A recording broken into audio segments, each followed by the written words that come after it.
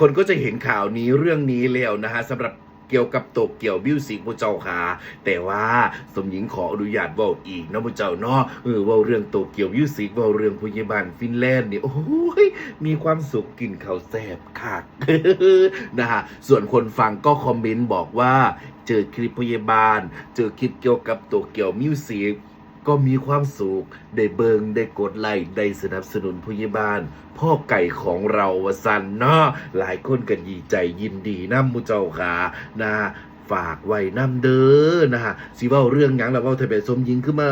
เว้าย่าเว้ายืดแต่ปัจจุบันนะคะนะข่าวดีสำหรับแฟนคลับ FC คนที่สนับสนุนพยาบาลเนาะนะสำหรับหมอลำสาวหน่อยลำเพิ่นโชว์นะหมอลำสาวหน่อยเพชรบานแพงบุเจ้าขาเพิ่นปิดฤดูกาลนะเอ้าเว้าอีหยังละเกี่ยวกันกับโตเกียวตรงใดละปัจจุบันนะ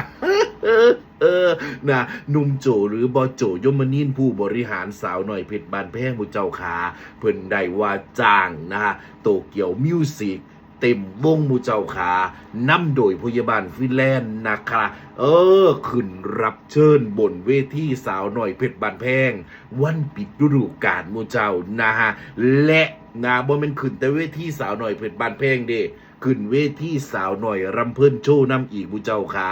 มือไถล่ะสมหญิงอยู่ใกล้สิได้ไปเบิ่งเพิ่นสิว่าผู้เจ้าขามือปิดวงนะฮะสาวหน่อยเพชรบ้านแพงมือปิดวงหมอลำวงใหญ่หลายๆวงผู้เจ้าขาอย่างหมอลำสาวหน่อยเพชรบ้านแพงนี่ไปเบิ่งบ่ผิดหวังอย่างแน่นอนยิ่งใหญ่อลังการมากโอ้ยเว้ามาแล้วขนลุกผู้เจ้าขานะฮะอย่าลืมผู้ใดอยู่ไกลนะอย่าลืมไปให้กำลังใจพยาบาลฟินแลนด์ไปให้กำลังใจบอสโจไปให้กำลังใจทีมงานสาวหน่อยเพชรบานแพงทุกขู่ทุกคนมูเจ้าขานะเพิ่นปีฤดูกาลวันเสาร์ที่31 พฤษภาคมอีกบ่กี่มือนะมูเจ้าขามือนี่ก็วันที่13แล้วเนาะโอ้โหเร็วอยู่เนาะนะวันที่10ขออภัยวันเสาร์ที่31 พฤษภาคม2568เอาเป็นจังใดคือเว้าติดๆขัดๆแถบัดที่นี่มูเจ้าสงสัยสิตื่นเต้นหรือบ่ได้กินกาแฟบุ นะปะทะโตเกียวมิวสิกนำโดยพยาบาลฟินแลนด์นะแสดงอยู่ที่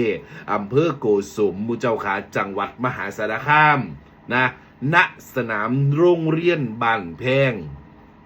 บ้านบอโจบ้านสาวน้อยบ้านแพงนั่นเองผู้เจ้าขาสอดแจ้งกันเลยที่เดียวผู้เจ้าขา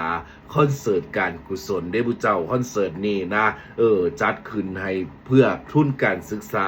ให้กับโรงเรียนผู้เจ้าขาเนาะอย่าลืมนะผู้ใดอยู่ใกล้ไปให้กำลังใจนำและไปให้กำลังใจสาวหน่อยลำเพิ่นโชว์พร้อมหมู่เจ้าบ่แม่นปิดมือเดียวกันปะทะกันเลยบอกหรือจังใดนะเดี๋ยวมีคราวสิมาบอกอีกที่สมหญิงคิดว่าน่าจะเป็นคนละวันนะฮะจัดมือเดียวกันบ่ได้เด้เพราะว่าเป็นคนละวงหมู่เจ้าขามีแต่วงใหญ่ๆแม่นบ่